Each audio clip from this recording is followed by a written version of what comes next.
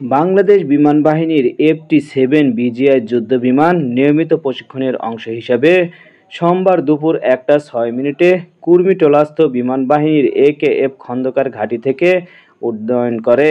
উড্ডয়নের পরপরই এটি যান্ত্রিক ত্রুটির সম্মুখীন হয়।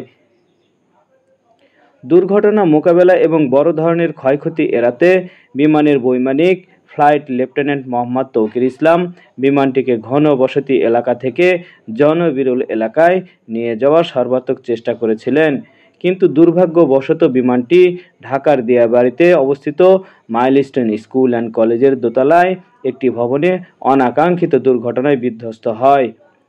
এই আকস্মিক দুর্ঘটনায় বৈমানিক ফ্লাইট লেফটেন্যান্ট মোহাম্মদ তৌকির ইসলাম সহ মোট ১৯ জন নিহত হয়েছেন এবং ১৬৪ জন আহত হয়েছেন বলে জানা যায়। দুর্ঘটনার কারণ উদ্ঘাটনের জন্য ইতিমধ্যে বিমান বাহিনীর একটি উচ্চ পর্যায়ের তদন্ত কমিটি গঠন করা হয়েছে।